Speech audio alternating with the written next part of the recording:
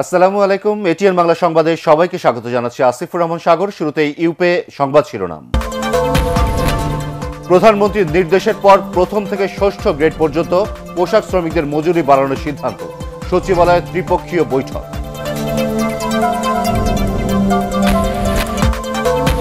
মহিলা ও নতুন ভোটারদের সমর্থনে নির্বাচনে আওয়ামী লীগের নিরঙ্কুশ সংখ্যাগরিষ্ঠতা বললেন প্রধানমন্ত্রী।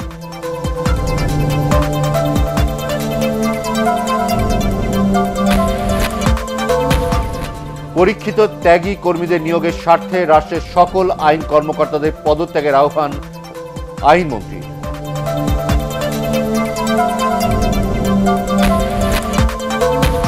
রাজনৈতিক দলগুলোকে আবারও সংলাপে ডাকবেন প্রধানমন্ত্রী, জানালেন ওবায়দুল কাদের।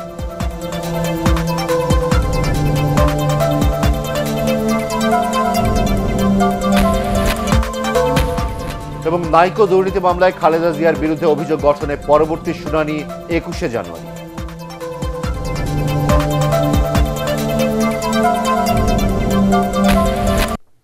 শুনছিলেন ইউপে সংবাদ শিরোনাম, এবার বিস্তারিত। আন্দোলনের প্রেক্ষিতে শেষ পর্যন্ত প্রথম থেকে ষষ্ঠ 6টি গ্রেডে পোশাক শ্রমিকদের মজুরি বাড়ানোর সিদ্ধান্ত নিয়েছে সরকার। প্রধানমন্ত্রীর নির্দেশের পর সচিবালয়ে সরকার, মালিক, শ্রমিক তিন পক্ষের দফায় দফায় বৈঠক শেষে এই সিদ্ধান্ত হয়। পরে এক ব্রিফিংয়ে বাণিজ্যমন্ত্রী এবং ব্যবসায়ী নেতারা বলেন, এরপরও কেউ বিশৃঙ্খলা বা আন্দোলনের চেষ্টা করলে কঠোর আইনি ব্যবস্থা নেওয়া হবে। আরও জানাচ্ছেন মোর্শেদ আলম। এ মাস থেকেই নতুন বেতন কাঠামোতে মজুরি পাওয়ার কথা থাকলেও দ্বিতীয়, তৃতীয় ও চতুর্থ 3 গ্রেডে মূল বেতন বাড়ার বদলে উল্টো কমে যাওয়ার অভিযোগ তুলে সপ্তাহখানেক ধরে বিক্ষোভ করছিলেন শ্রমিকরা। পরিস্থিতি সামাল দিতে মালিক ও শ্রমিক পক্ষের 5 জন করে প্রতিনিধি, শ্রম ও বাণিজ্য সচিব এবং শিল্প পুলিশের প্রতিনিধি নিয়ে মজুরি পর্যালোচনা কমিটি গঠন করে সরকার। সিদ্ধান্ত হয় প্রথম থেকে ষষ্ঠ 6টি গ্রেডেই বাড়ানো হবে মূল বেতন। ফেব্রুয়ারি মাসে যখন বেতন পাবেন আবার এই টাকাটাও তখন আলাদাভাবে সেই সাথে সমন্বয় করে দিয়ে দেওয়া হবে, এটাও পাবেন। আর এই হিসাবে সামনের মাস থেকে বেতনগুলো সব হবে, গেজেট হবে, নতুন করে গেজেট হয়ে যাবে। এটা 2 দিন বা 3 দিন, আমাদের সেক্রেটারি ম্যাডাম বলেছেন যে 2-3 দিনের মধ্যে উইদিন এ উইক এটা পরিষ্কার হয়ে যাবে। দাবি দেওয়া থাকতেই পারে, থাকবে, লেবার ল আছে। আলোচনা করলে কোনো আলোচনা ব্যর্থ হয় আমার কিন্তু জানা নাই। সেই হিসাবে সপ্তম বা সর্বনিম্ন গ্রেডে ন্যূনতম মজুরি 8,000 টাকাই থাকছে। এছাড়া আন্দোলনের পর ষষ্ঠ গ্রেডে 15 টাকা বেড়ে 8,420 টাকা, পঞ্চম গ্রেডে 20 টাকা বেড়ে 8,875, চতুর্থ গ্রেডে 102 টাকা বেড়ে 9,347, তৃতীয় গ্রেডে 255 টাকা বেড়ে 9,845, দ্বিতীয় গ্রেডে সর্বোচ্চ 786 টাকা বেড়ে 15,416 এবং প্রথম গ্রেডে 747 টাকা বেড়ে মজুরি করা হয়েছে 18,257 টাকা। এই ক্ষেত্রে বছরে শতকরা 5 ভাগ বেতন বাড়ানোর পাশাপাশি বাড়ি ভাড়া মূল বেতনের 40 ভাগ থেকে বাড়িয়ে 50 ভাগ করা হয়েছে। সুস্থ আন্দোলন হোক, কিন্তু এই ভাঙচুর অন্যায়ভাবে করা এইটাকে কিন্তু কেউ অ্যাকসেপ্ট করতে পারবো না। আইনগত ব্যবস্থা নেওয়ার ক্ষেত্রে কিন্তু আমরা অত্যন্ত কঠোর অবস্থান নেব। শান্তিপূর্ণ আলোচনার মাধ্যমে আমরা সমাধানের পথ খুঁজব। যারা ভাঙচুর, অগ্নিসংযোগ লিপ্ত ছিল তাদের বিরুদ্ধে আইনানুগ ব্যবস্থা নেওয়ার জন্য আমরা সরকারের কাছে আহ্বান জানাচ্ছি। আমরা সমস্ত শ্রমিক সংগঠনগুলোর পক্ষ থেকে এটাকে শুধু মেনে নেওয়া না, এটাকে আমরা স্বাগত জানাচ্ছি। তবে অযথা পোশাক শ্রমিকদের হয়রানি না করা, গ্রেপ্তারকৃতদের মুক্তি এবং নিহত শ্রমিকের পরিবারের জন্য ক্ষতিপূরণের দাবি জানান শ্রমিক নেতারা। মোর্শেদ আলম, এটিএন বাংলা, ঢাকা। বেতন বৈষম্য দূর করার দাবিতে সাভারের আশুলিয়ায় আজও বিক্ষোভ করেছে পোশাক কর্মীরা। এ সময় পুলিশের সাথে শ্রমিকদের ব্যাপক সংঘর্ষ ও ধাওয়া পাল্টা ধাওয়া হয়। এতে আহত হয় অন্তত 20 জন। এদিকে শ্রমিকদের হুঁশিয়ার করে গার্মেন্টস মালিকদের সংগঠন বিজিএমইএ বলেছে, অবিলম্বে কাজে যোগ না দিলে বেতন কেটে রাখা হবে। বিস্তারিত শফিউল আলম সুজনের রিপোর্টে। সপ্তাহ গড়িয়ে গেলেও আন্দোলন চালিয়ে যাচ্ছেন পোশাক শ্রমিকরা। আজও রাস্তায় নেমেছেন গার্মেন্টস কর্মীরা, করেছেন বিক্ষোভ। আশুলিয়ার জামগড়া ও নরসিংহপুরের বেশ কয়েকটি কারখানার শ্রমিকরা আন্দোলনে নামে। বাইপাইল আবদুল্লাপুর মহাসড়ক অবরোধ করে বিক্ষোভ করে তারা। এ সময় পুলিশ তাদের সরিয়ে দিতে চাইলে সংঘর্ষ বাধে। এদিকে টানা 7 দিন ধরে উৎপাদন বন্ধ থাকায় বিপাকে পড়েছেন গার্মেন্টস মালিকরা। আশঙ্কা সময় মতো শিপমেন্ট দিতে না পারলে আর্থিক ক্ষতির। এ অবস্থায় কোনো প্রকার গুজবে কান না দিয়ে শ্রমিকদের কাজে ফেরার আহ্বান জানায় শিল্প পুলিশ। গুজবে কান না দিয়ে প্রতিটি প্রতিষ্ঠানে আপনারা কাজে ফিরে আসুন এবং রাস্তাঘাটে কেউ বিশৃঙ্খলা করার চেষ্টা করবেন না। আমাদের উৎপাদন বহুত ব্যাহত হচ্ছে, কারণ আমরা এটা তো অ্যাকচুয়ালি তো এটা উৎপাদনমুখী শিল্প। এখানে যত উৎপাদন হবে তত শিল্পগুলো তত ভালো জায়গায় থাকবে। হুঁশিয়ারি দিয়ে বিজিএমইএ সভাপতি বলেন, পোশাক কর্মীরা কাজে যোগ না দিলে তাদের বেতন দেয়া হবে না, আর শ্রমিকদের আন্দোলন অব্যাহত থাকলে কারখানাগুলো অনির্দিষ্টকালের জন্য বন্ধ করে দেয়া হবে। যদি কোনো কারখানায় শ্রমিকরা কাজ না করেন আগামীকাল থেকে, তাহলে কারখানা শ্রম আইনের 13(1) ধারা অনুযায়ী কোনোভাবেই শ্রমিকদেরকে আর কোনো বেতন প্রদান করা হবে না। যারা কাজ করবে না তারা কোনোভাবেই বেতন পাবেন না। এ সময় বিজিএমইএ সভাপতি সিদ্দিকুর রহমান জানান, মজুরি কাঠামোর কোনো ব্যত্যয় হলে তাও খতিয়ে দেখা হবে। তাই শ্রমিকদের কোনো ধরনের উস্কানিতে কান না দিয়ে অবিলম্বে কাজে যোগ দেওয়ার আহ্বান জানান বিজিএমইএ সভাপতি। শফিউল আলম সুজন, এটিএন বাংলা, ঢাকা। নির্বাচনে মহিলা ও নতুন ভোটারদের সমর্থনে আওয়ামী লীগ নিরঙ্কুশ সংখ্যাগরিষ্ঠতা অর্জন করেছে বলে মনে করেন প্রধানমন্ত্রী শেখ হাসিনা। বিকেলে গণভবনে ওআইসির সদস্যভুক্ত দেশগুলোর রাষ্ট্রদূতরা অভিনন্দন জানাতে গেলে তিনি এই কথা বলেন। প্রধানমন্ত্রী জানান, এদেশে সন্ত্রাস ও জঙ্গিবাদের স্থান হবে না। এ সময় ওআইসি বাংলাদেশের পাশে থাকবে বলে প্রতিশ্রুতি দেন রাষ্ট্রদূতরা। বিস্তারিত জানাচ্ছেন শেখ নাজমুল হক সৈকত। একাদশ জাতীয় সংসদ নির্বাচনে আওয়ামী লীগের নিরঙ্কুশ বিজয়ে প্রধানমন্ত্রী শেখ হাসিনাকে গণভবনে শুভেচ্ছা জানান ঢাকায় নিযুক্ত ওআইসিভুক্ত মুসলিম দেশগুলোর রাষ্ট্রদূতরা।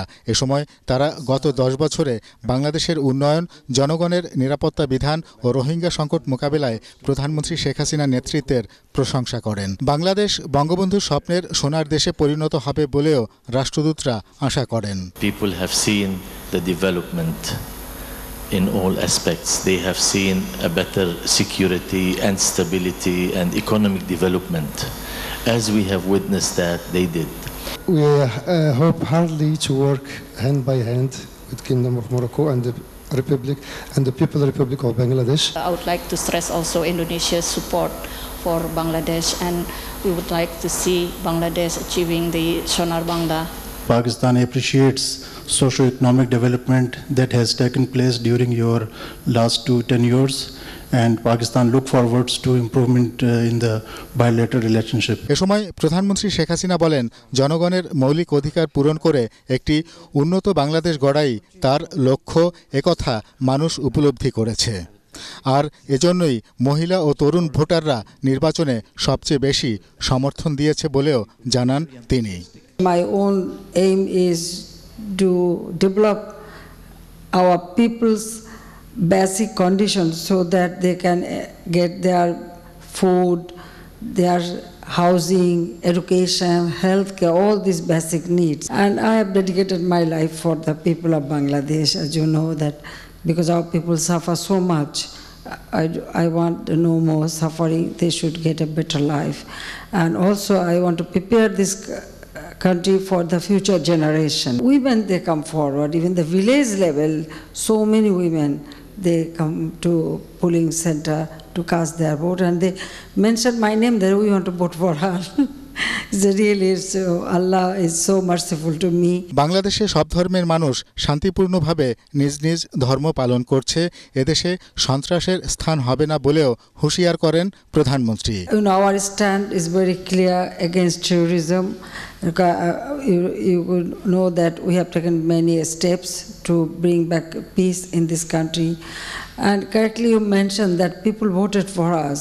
সৌদি আরব, ইন্দোনেশিয়া, পাকিস্তান, মিশর, কুয়েত, তুরস্ক, ব্রুনাই, কাতার, মরক্কো ও আফগানিস্তান সহ উপস্থিত সব দেশের রাষ্ট্রদূত ও চার্জ দ্য অ্যাফেয়ার্সরা শেখ হাসিনার সরকারের সুন্দর ভবিষ্যৎ কামনা করেন। শেখ নাজমুল হক সৈকত, এটিএন বাংলা, ঢাকা। সরকারের অর্জন ও উন্নয়নের ধারা অব্যাহত রাখতে দুর্নীতির বিরুদ্ধে লড়াই চলবেই বলে দৃঢ় প্রত্যয় ব্যক্ত করেছেন প্রধানমন্ত্রী শেখ হাসিনা। চতুর্থবারের মতো প্রধানমন্ত্রী নির্বাচিত হয়ে রোববার তাঁর কার্যালয়ের প্রথম কর্মদিবসে সিনিয়র কর্মকর্তাদের সাথে মত বিনিময়কালে তিনি এ প্রত্যয় ব্যক্ত করেন। সন্ত্রাস, দুর্নীতি ও মাদক নির্মূলে অভিযান অব্যাহত থাকবে বলেও জানান প্রধানমন্ত্রী। তিনি বলেন, ডিজিটাল পদ্ধতির কারণে টেন্ডার ছিনতাই বন্ধ করা হয়েছে। তবে ছোট ভুলের কারণে সরকারের কষ্টার্জিত অর্জন যেন ম্লান না হয় এ বিষয়ে কর্মকর্তা ও কর্মচারীদের সতর্ক থাকতে বলেছেন প্রধানমন্ত্রী। একাদশ জাতীয় সংসদ নির্বাচনে বিজয়ী হয়ে সরকার গঠনের পর সশস্ত্র বাহিনী বিভাগে প্রথম অফিস করলেন প্রধানমন্ত্রী শেখ হাসিনা। এর আগে মুক্তিযুদ্ধে শহীদ সশস্ত্র বাহিনীর সদস্যদের প্রতি শ্রদ্ধা জানান আওয়ামী লীগ সভাপতি। ঢাকার সেনানিবাসে শিখা অনির্বাণে পুষ্পস্তবক অর্পণ করে এ শ্রদ্ধা নিবেদন করেন তিনি।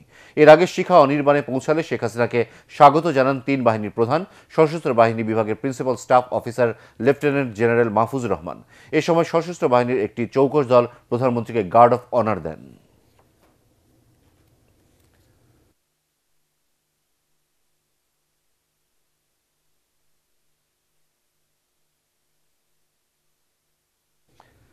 ত্যাগী আইনজীবীদের নিয়োগের স্বার্থে রাষ্ট্রের সকল আইন কর্মকর্তাদের পদত্যাগের আহ্বান জানিয়েছেন আইনমন্ত্রী আনিসুল হক। সুপ্রিম কোর্ট আইনজীবী সমিতি মিলনায়তনে আয়োজিত সংবর্ধনা অনুষ্ঠানে বক্তব্য রাখতে গিয়ে তিনি এই আহ্বান জানান।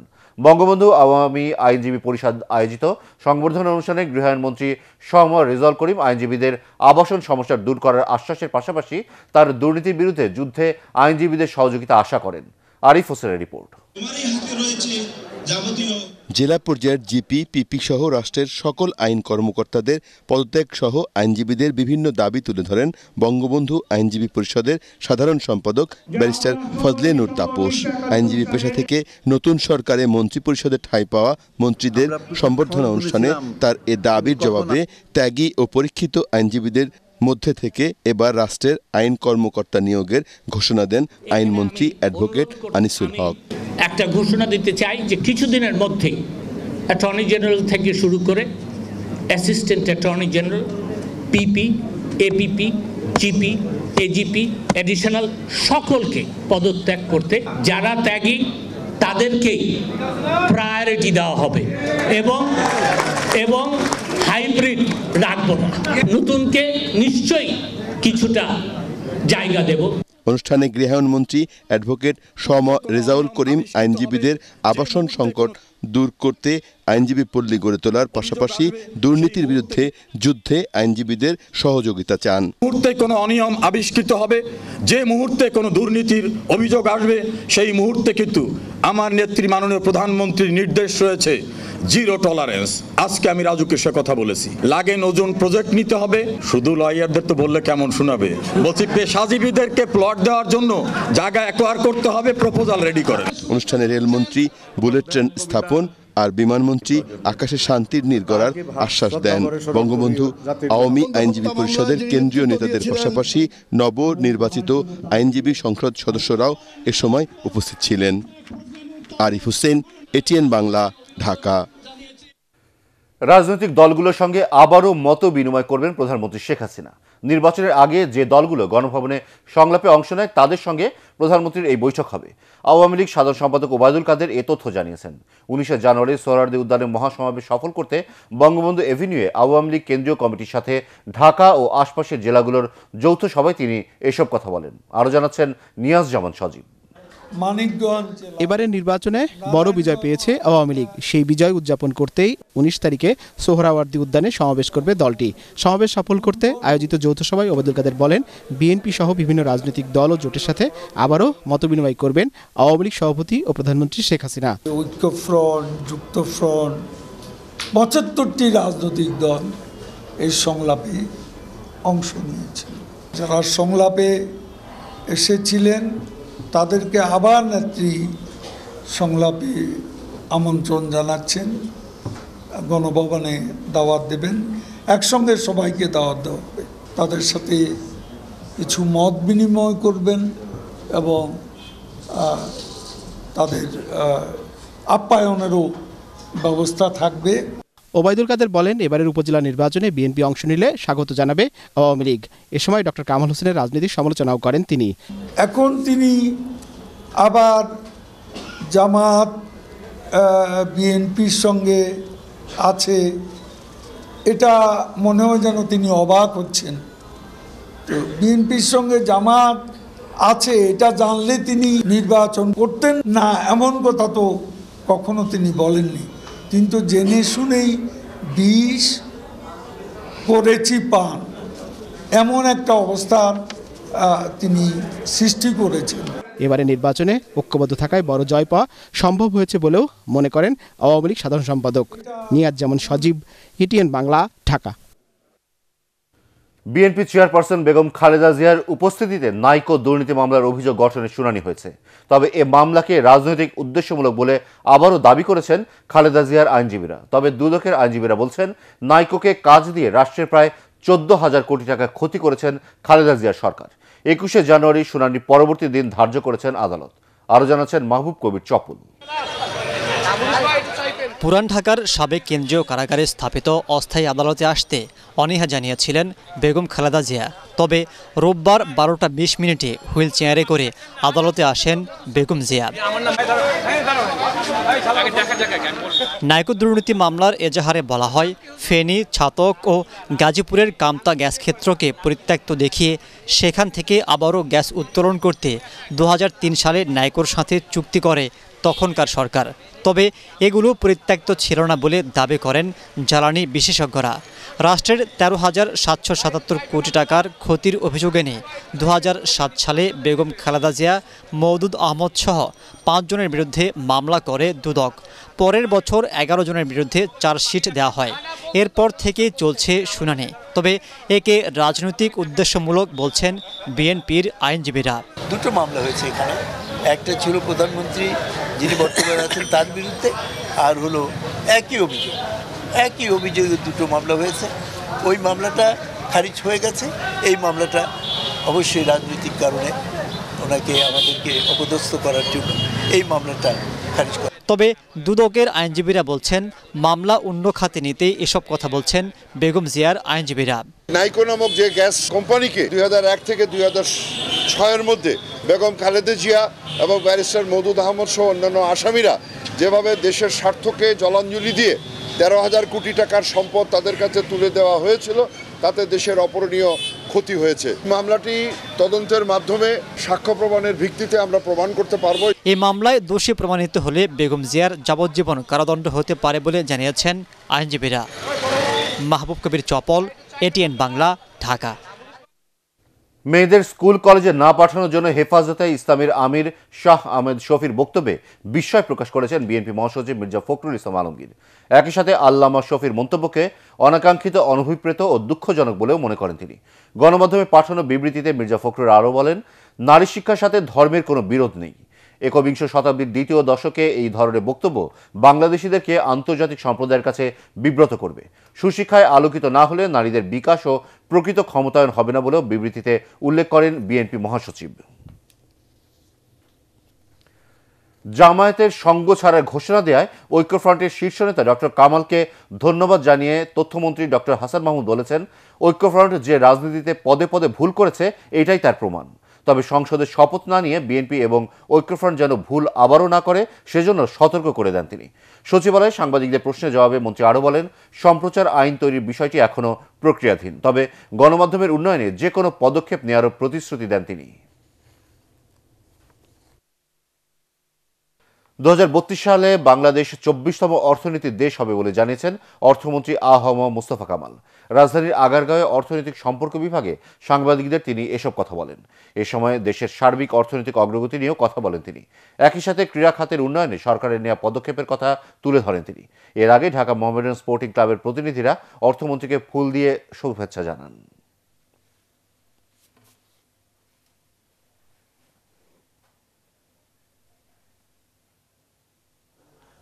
2032-এ আমরা হব পৃথিবীর 24তম দেশ। এটি অসাধারণ সফলতা। তো আপনার ইকোনমিক স্ট্যান্ডিং যদি আমরা 32তম দেশ হই, 24তম দেশ হই, তাহলে আমরা তো সবার উপরে। দেশের অর্থনীতি যখন শক্তিশালী হয়, পাশাপাশি এটার ইম্প্যাক্ট একদিকে তো পভার্টি রিডাকশন হয়, কর্মসংস্থান সৃষ্টি হয়, আর সবচেয়ে শক্তিশালী ভূমিকা রাখে খেলাধুলার অঙ্গনে। রাজুককে দুর্নীতির বদনাম থেকে বেরিয়ে এসে জনবান্ধব প্রতিষ্ঠানে পরিণত করার তাগিদ দিয়েছেন গৃহায়ন ও গণপূর্ত মন্ত্রী শ.ম. রেজাউল করিম। সপ্তাহের প্রথম কর্মদিবসে রাজুক কর্মকর্তা কর্মচারীদের সাথে পরিচিতি সভায় তিনি এ মন্তব্য করেন। অতীতের দুর্নীতির কথা ভুলে স্ব জায়গা থেকে সঠিকভাবে কাজ করারও আহ্বান জানান তিনি। পরের ত্রুটি ধরার আগে নিজের ত্রুটিটাকে ধরতে হবে, দায়বদ্ধতার জায়গাটাকে খুব স্পষ্ট করতে হবে। আমি চাই রাজুক জনবান্ধব প্রতিষ্ঠান হোক। আমি চাই রাজুক দুর্নীতির অভিযোগ মুক্ত হোক, কোনো সিন্ডিকেট এখানে না থাকুক। এবার আল আরাফা ইসলামী ব্যাংক অর্থ সংবাদ।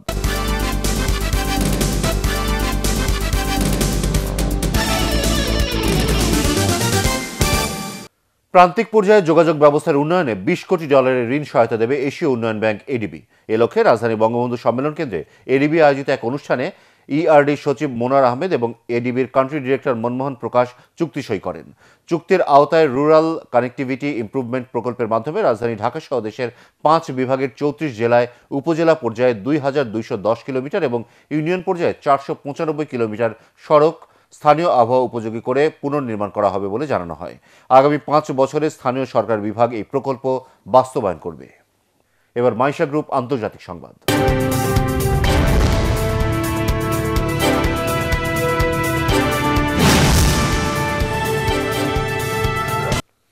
ভ্লাদিমির পুতিনের সাথে বৈঠকে তথ্য গোপনের অভিযোগ অস্বীকার করেছেন মার্কিন প্রেসিডেন্ট ডোনাল্ড ট্রাম্প। হোয়াইট হাউসের পক্ষ থেকে এক ব্রিফিংয়ে জানানো হয়, ওয়াশিংটন পোস্ট ও নিউ ইয়র্ক টাইমসের প্রতিবেদন ভিত্তিহীন বলে মন্তব্য করেছেন তিনি। 2017 সালে রুশ প্রেসিডেন্টের সাথে 2 ঘন্টার বৈঠকের পর ট্রাম্প রাশিয়ার ফাঁদে পা দিয়েছেন বা তাদের সাহায্য করতে পারেন বলে সন্দেহ প্রকাশ করে গোয়েন্দা সংস্থা এফবিআই। এই ঘটনার তদন্ত শুরুর পর বরখাস্ত হন এফবিআইয়ের তৎকালীন পরিচালক জেমস কেমি। শনিবার এই সংক্রান্ত প্রতিবেদন প্রকাশ করে ওই 2 গণমাধ্যম। এদিকে ট্রাম্পের রাশিয়া আঁতাতের বিষয়ে প্রকাশিত খবরটি নিয়ে অনুসন্ধানের কথা জানিয়েছে মার্কিন প্রতিনিধি পরিষদের একটি কমিটি। শনিবার প্রতিনিধি পরিষদের ডেমোক্রেটিক প্যানেল চেয়ারম্যান এই কথা জানান। ময়মনসিংহের ঈশ্বরগঞ্জের সুবিধা বঞ্চিতদের মাঝে শীত বস্ত্র বিতরণ করেছে সামাজিক সংগঠন ভালোবাসার মঞ্চ। এ সময় সেখানে উপস্থিত বিভিন্ন বয়সের সুবিধা বঞ্চিত অসহায় মানুষের খোঁজ নেওয়ার পাশাপাশি তাদের পাশে থাকার প্রত্যয় ব্যক্ত করেন ভালোবাসার মঞ্চের সদস্যরা। অনুষ্ঠানের আয়োজন ও সহযোগিতায় ছিলেন আহমেদ বাওয়ানি একাডেমির শিক্ষক ফরহাদ কবির। এ সময় সংগঠনের সহসভাপতি হাজী বাবুল হোসেন, সিনিয়র সহসভাপতি মোহাম্মদ কালিমুল্লাহ ও জাকির খান সহ স্থানীয় বিভিন্ন শ্রেণী পেশার মানুষ উপস্থিত ছিলেন। এবার স্ট্যান্ডার্ড ব্যাংক বাণিজ্য সংবাদ।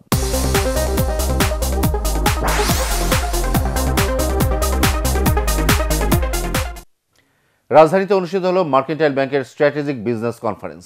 এতে কোম্পানির চেয়ারম্যান AKM শাহিদ রেজা, ব্যবস্থাপনা পরিচালক ও প্রধান নির্বাহী Mashiur Rahman, vice chairman ASM Firoz Alam, নির্বাহী কমিটির chairman Akram Hossain Humayun, mercantile bank সিকিউরিটিজের চেয়ারম্যান মোহাম্মদ সেলি ও পরিচালক M আমানুল্লাহ অন্যান্যের মধ্যে উপস্থিত ছিলেন। এবার পার্টেক্স খেলার খবর।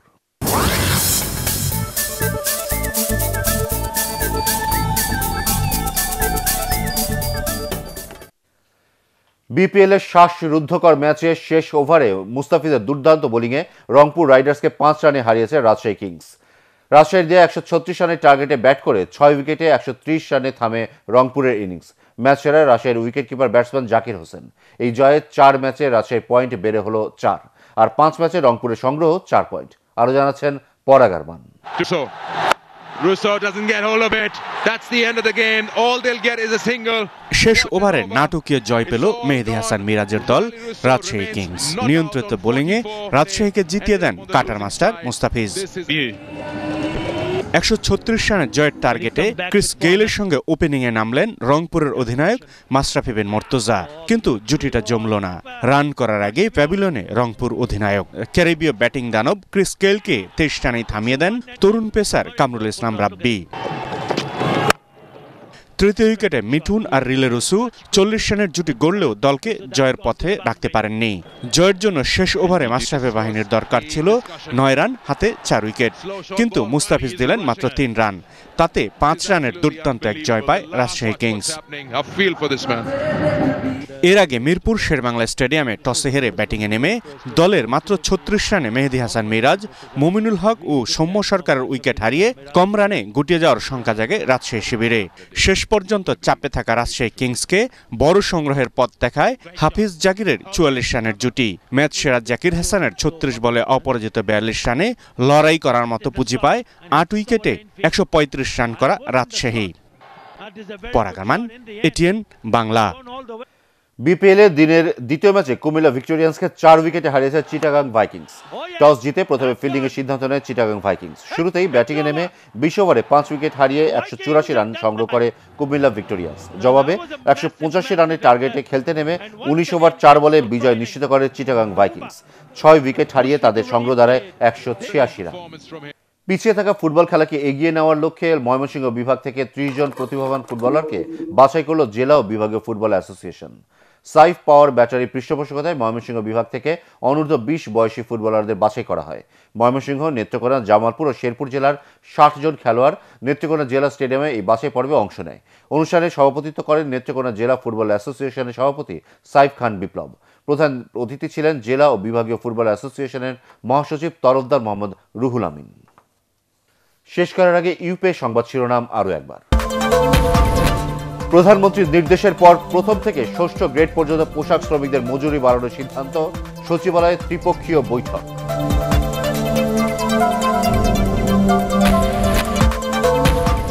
মহিলা ও নতুন ভোটারদের সমর্থনে নির্বাচনে আওয়ামী লীগের নিরঙ্কুশ সংখ্যাগরিষ্ঠতা বললেন প্রধানমন্ত্রী।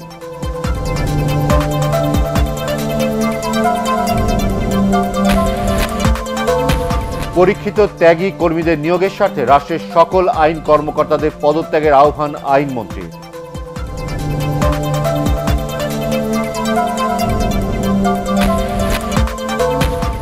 রাজনৈতিক দলগুলোকে আবারও সংলাপে ডাকবেন প্রধানমন্ত্রী, জানালেন ওবায়দুল কাদের।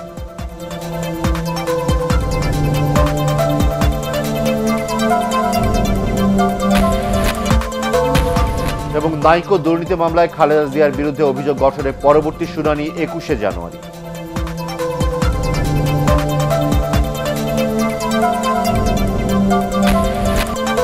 পরবর্তী সংবাদ দেখার আমন্ত্রণ জানিয়ে এখনকার মতো শেষ করছি। এটিএন বাংলা সংবাদ ইউটিউবে দেখতে ব্রাউজ করুন www.youtube.com/ATNTubenews। সাবস্ক্রাইব করে থাকুন এটিএন বাংলার সাথে।